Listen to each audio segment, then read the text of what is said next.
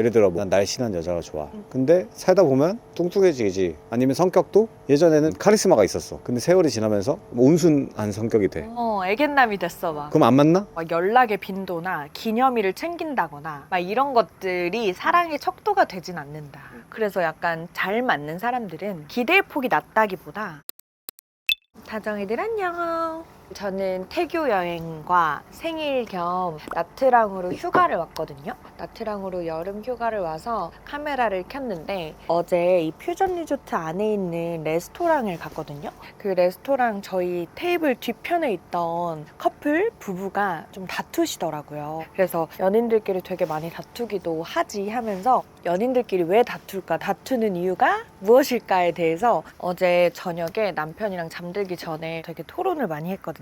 그래서 이 주제로 다정이들이랑 얘기를 나눠봐야겠다 하고 여기 저희 풀빌라 바깥에 테라스에서 카메라를 켰습니다.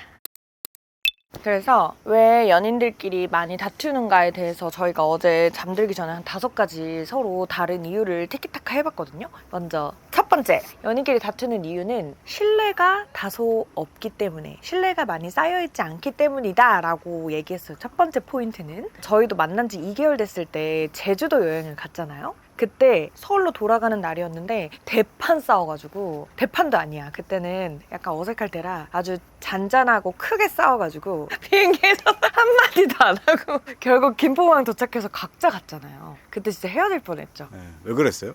왜 그랬어요? 진짜 한마디는 할 수 있잖아요. 진짜 자존심 많이 부리더라고. 그래서 심지어 김포공항 도착해서 혼자 막 화장실 가는 거예요. 그래서 집에 갔죠. 그러니까 아니 화장실 갈 수 있잖아 나는. 아니 말을 하고 가야지. 어디로 가는지 몰랐는데. 그때 그 이유는 상현이는 렌터카 반납하고 공항 가서 비행기 타는 시간까지 부족한데 제가 아침에 좀 여유를 부렸던 거예요. 그러니까 상현이는 답답하고 빨리 가야 되는데 조급하고, 근데 그 조급하면서 상현이가 다소 예민해지더라고요. 늦으면 안 되니까. 막 정색하고. 그래서 왜 그럴까? 난 아무것도 모르고 여유롭게 준비하고 갔어요. 결국 타이트하긴 했지만 늦진 않았거든요. 근데 가는 길에 제가 맥도날드 먹을래? 그 와중에 바쁘다는데 맥도날드 먹을래? 막 이러니까 지금 시간 없다니까? 막 이러는 거예요. 이래가지고 그 이유 하나로 굉장히 크게 다투고 헤어질 뻔했다. 진짜 헤어지자는 얘기가 나왔었어요. 근데 그때 왜 싸웠는지를 돌이켜보면 신뢰 문제가 컸다. 저희도 2개월 됐을 때는 서로가 서로를 잘 모르잖아요. 성향도 모르고 성격도 모르고 신뢰가 안 쌓여있다 보니까 내가 생각한 대로 상대방을 판단했던 것 같아요. 그때 신뢰가 두텁게 쌓이기 전에는 서로를 의심하고 혹은 내가 생각하는 방향대로 상대를 판단하기 때문에 자주 다투는 것 같거든요. 그 어제 커플들 대화가 저한테 귀에 꽂히게 잘 들리더라고요. 근데 싸우던 여성분이 했던 얘기가 너는 잘해? 너는 게임하고 인스타 보고 그 사람의 잘못을 계속 지적을 하셨는데 그 대화의 맥락상 보면 그 남자분도 여성의 잘못을 지적했겠죠? 서로의 잘못을 계속 지적하면서 그러는 너는 잘하고 있냐 이렇게 얘기하고 있는 것 같았어요. 그랬을 때 다툼이 커지는 것 같아. 최근에 올라간 영상에서 이런 댓글이 있더라고. 저 같은 논리를 사용하는 회피형이 정말 싫다고 하시는 분의 댓글이었어. 저는 좀 화가 나면 다음날 얘기하는 거 좋아하잖아요. 근데 그런 저의 유형이 진짜 싫대요. 회피한다는 거야. 근데 뭐 그것도 물론 공감하지만 이건 것 같아. 그 감정이 올라와 있을 때는 분명히 내가 말 실수할 걸 알거든. 그리고 그 감정적으로 대화하면서 상대에게 상처를 줄 걸 알아. 그런 나약한 나를 알기 때문에 좀 피하는 것 같아.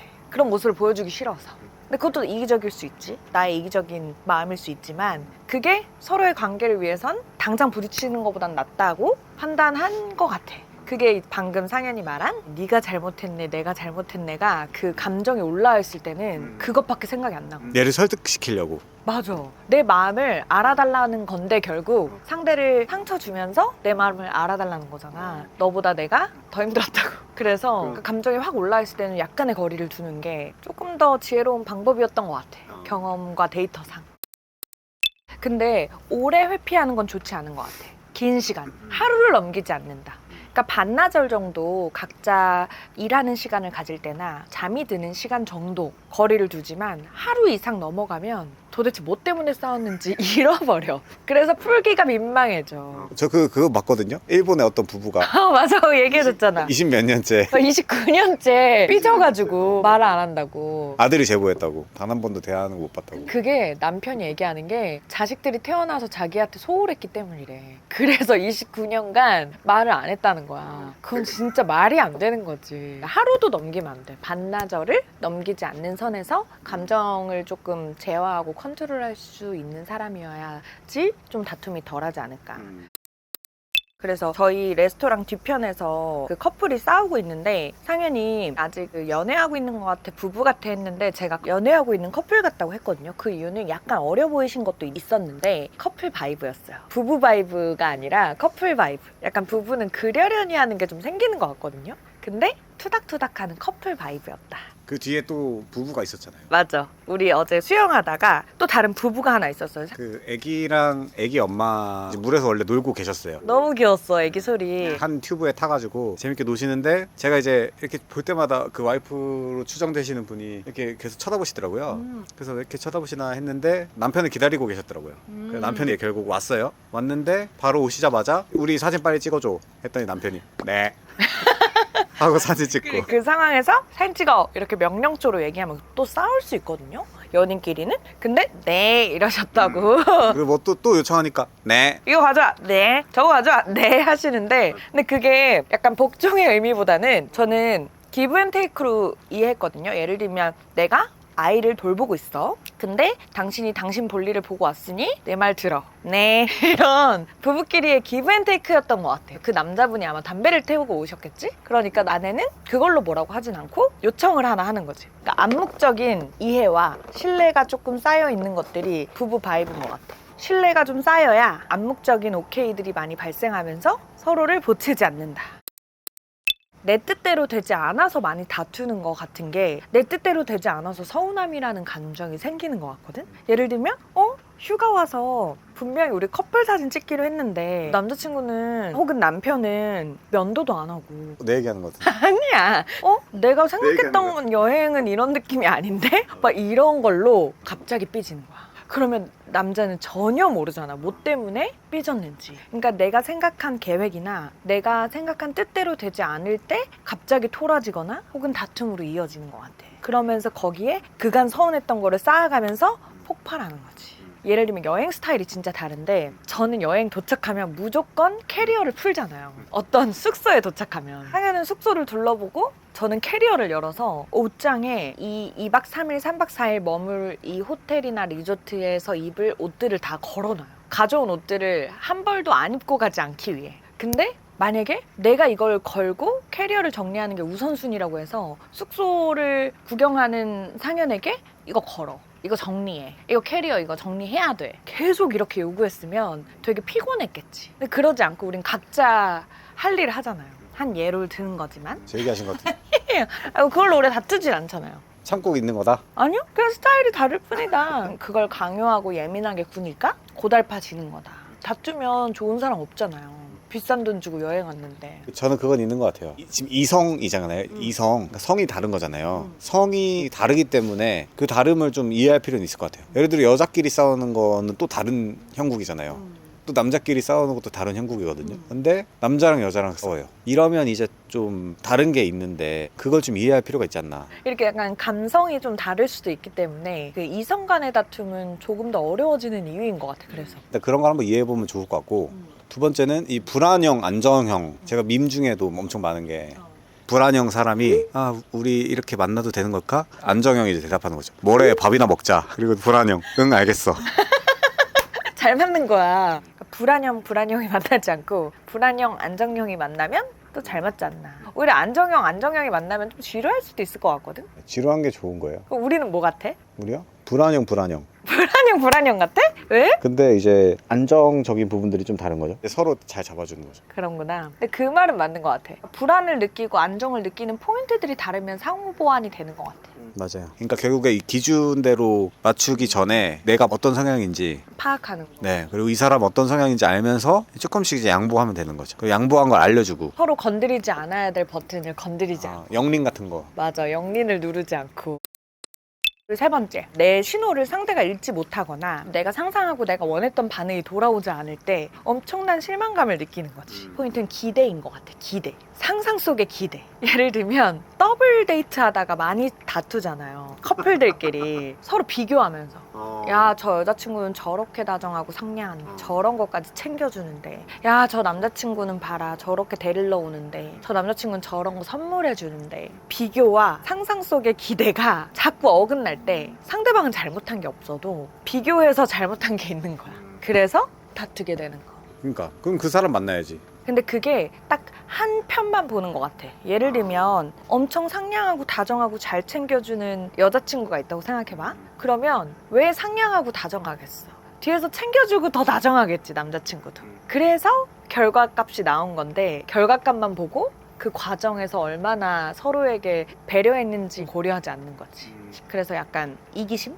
이 기반이 되는 것 같아, 기대는. 기대할 수 있지만 그걸로 진짜 서운해하고 이러면. 근데 잘 맞는 부부나 잘 맞는 커플이나 천생연분들은 있잖아. 적당한 기대와 그 기대에 충족하는 행동을 또 해준다. 그리고 그 상상 속의 기대를 때려 맞추는 게 아니라 서로 계속 신호도 주고, 서로의 성향이나 서로의 성격을 많이 드러내주고, 그 드러내는 성격 속에서 서로의 성향이나 원하는 바를 캐치해주고. 그래서 약간 잘 맞는 사람들은 기대의 폭이 낮다기보다 그 기대만큼 혹은 그 기대 이상의 상대가 감동을 주는 포인트가 있지 않나. 그거 서로 계속 맞춰주면서 소진되는 게 아니라 채워가는 느낌으로. 맞아. 또 자주 다투는 이유 네 번째는 부부니까, 남편이니까, 아내니까, 사랑하니까 이래야 돼 라는 정의를 둘 때. 예를 들면 눈이 높고 시집을 못 간 친구들을 보면 미리 세워두는 기준이 진짜 많아요. 사랑하면 이래야 돼. 뭐 연애할 땐 이래야 돼. 뭔가 이런 정의를 두는 것이 뭐 로망일 수 있겠지만, 그럴 때 이상과 부딪히면서 결과값이 안 좋은 사례들이 많았다. 여러분 그런 사례가 있어? 뭐 약간 가진 거 쥐뿔도 없으면서 상대방에게만 요구하는 그런 사람들도 뭐 많이 봐왔고, 외적인 거, 내적인 거 다 맞출 수 있는 사람이 어디 있어요. 그치. 여러 가지를 고려하는 거에 있어서 오늘 오후의 일도 저녁의 일도 감히 예측할 수가 없는데, 우리가 연애할 때 이래야 돼, 사랑할 때 이래야 돼, 부부관계인 이래야 돼, 우리 아이는 이래야 돼 라고 정의하는 게 되게 또 섣부른 판단이 아닐까. 그리고 그걸 상대방에게 얘기하는 것 자체가 부담일 것 같아. 어떠한 경우에서라도 술 먹고 12시 넘으면 안 되고 막 이런 상대방이 살아온 삶의 궤적을 다 바꾸려고 하는 것은 긴 연애와 지혜롭고 평화로운 부부의 인연까지 이어지기는 어렵지 않을까라는 생각? 약간 비슷한 사례 갑자기 떠오르는 게 그 나는 솔로 돌싱 특집 최근에 끝난 거기서 영수 그 회계사분이 아기를 낳을 수 있는 여자? 자신의 애가 없었으니까 그게 가장 중요하게 생각한다. 그래서 그걸 기준으로 뒀었고, 그리고 나중에 거의 이제 후반부에 한 2분 정도를 고민하면서 한 분은 이제 나에게 관심 있고 한 분은 나한테 그냥 관심이 아예 없으신 분을 선택했는데, 이분이 왜 우리를 갑자기 선택하냐라고 했을 때 아기에 대한 그 얘기들을 하셨고, 너무 자기 기준이잖아. 둘 다 이제 아기는 못 낳겠다고 얘기를 했었던 분들인데 왜 그렇게 하냐, 이런 선택의 기준들 다시 물어보니까 말을 못했거든요. 그래서 내가 세운 기준이나 내가 뱉은 말에 내가 걸려 넘어질 수 있다. 그래서 너무 팍팍한 기준을 나한테 세워놓거나, 그리고 상대에게 너무 팍팍한 기준과 룰을 세워두는 것은 서로에게 그렇게 득이 되지 않을 수 있다. 근데 점진적으로 맞춰가는 건 방법일 것 같아. 우리가 연애 초반에 그 상현이 술자리가 되게 많았잖아. 그래서 일주일에 한 5일이 술자리였잖아. 근데 나는 맥주 한 잔도 잘 못 마시는 완전 알스라서 그 문화를 이해하기가 좀 힘들었어.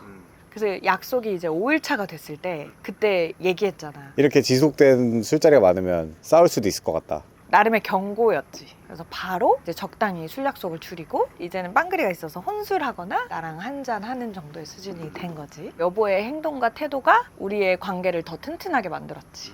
그렇게 서로 한 발짝씩 표현하고 경고하면서 맞춰가면 되는 부분이 아닐까?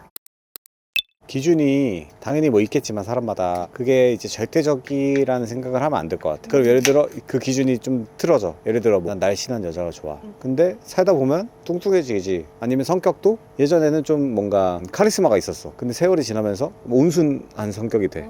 애견남이 됐어 막. 그럼 안 맞나? 이런 거지. 그치. 왜냐면 나도 나이가 들고 시간이 쌓일수록 변화하고 또 상대도 변화할 수 있는데 영원한 사랑을 약속한 이상 서로를 잘 지켜야 되잖아. 그러니까 많은 것들이 변할 수 있다는 것들을 좀 이해하고 있으면 좋지 않을까.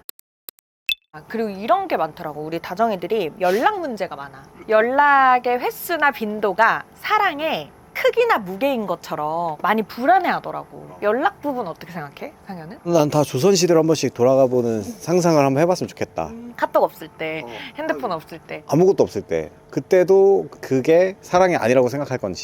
그러니까 최근에 지지부부님 컨텐츠에 나왔던 말이 있었는데 솔직함과 투명함이었나? 그 얘기가 나는 좀 와닿았거든. 그러니까 그게 어쨌든 예측 가능성인 건데 불안한 이유도 예측이 안 되니까 얘가 어디서 뭘 할지 모르고. 근데 연락의 빈도는 초반이나 썸 탈 때 되게 중요한 부분인 것 같긴 해. 투명함과 서로의 패턴을 잘 모르는데 연락이 잘 안 닿으면 좀 그럴 수 있을 것 같거든? 나도 그랬던 것 같아. 나도 썸 탈 때나 연애 초반에 이 사람이 갑자기 5시간 연락이 없어. 그러면 나한테 별로 마음에 없나? 뭐 이런 생각을 했을 수도 있어. 이제 우린 디지털 네이티브니까 그렇지. 그럴 수 있지. 그래서 이게 신뢰 자본이 좀 쌓이고 그 솔직함보다 투명성이 딱 보여질 때 그때 이제 연락의 빈도나 문제는 크게 중요해지지 않지 않을까. 근데 그것 때문에 고민할 필요는 없을 것 같은데. 그러니까 왜냐면 너무 이건 상대방에게 애걸복걸해지는 느낌이거든. 연락에 집착한다는 게 내 기준이잖아. 그 사람이 무슨 일을 어떤 식으로 집중할지 어떻게 알아. 어떤 상황일지 이건 약간 서로를 ADHD로 끌고 가는 지름길이다.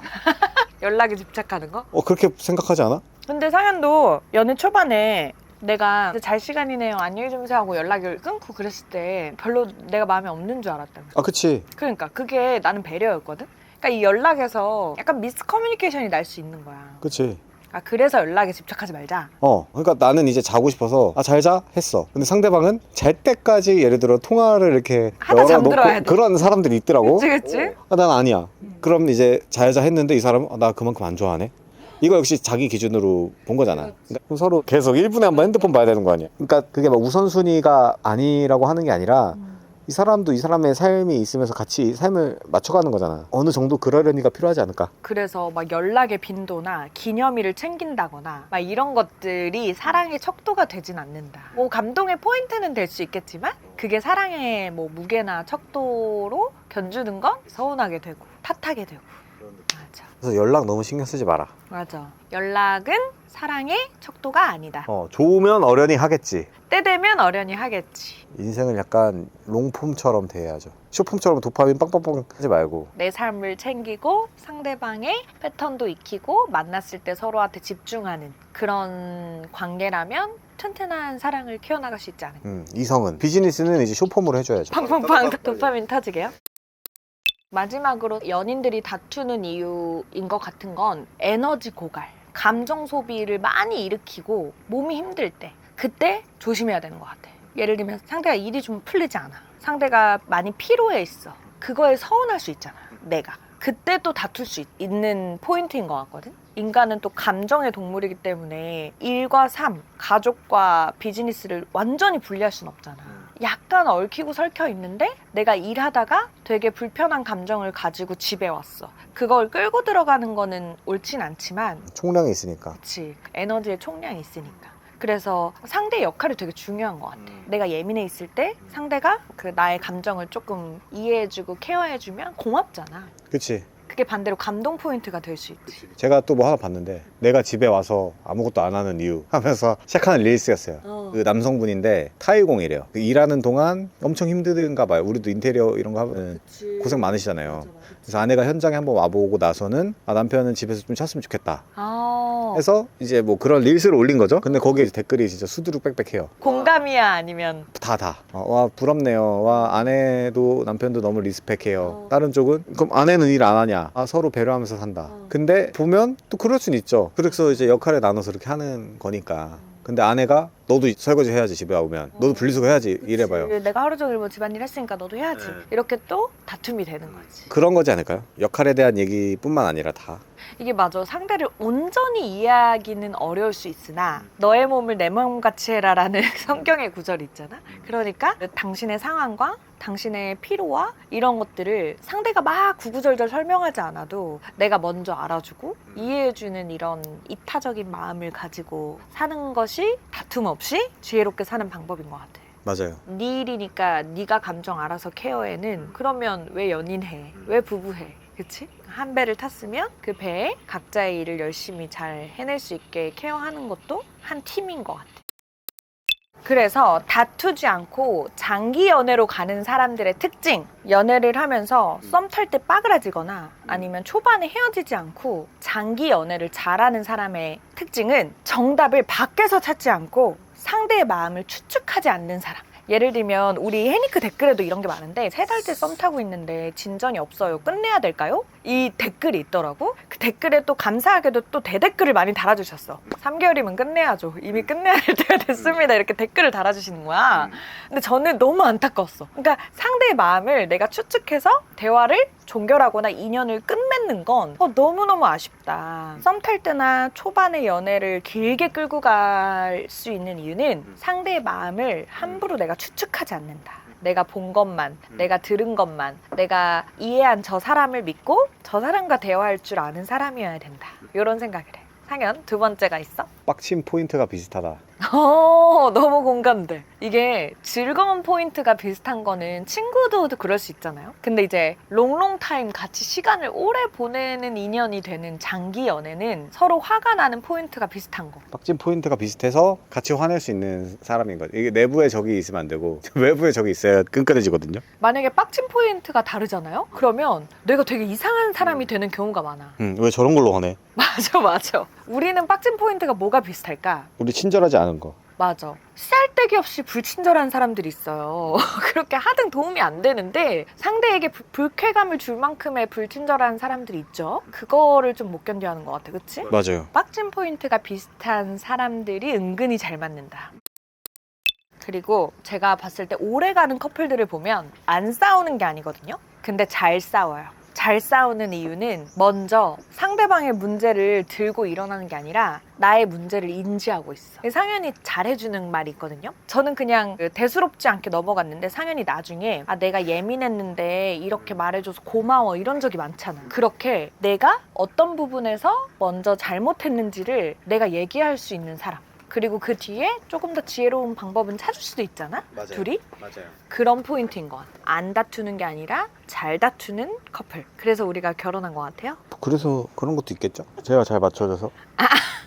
감사합니다. 네.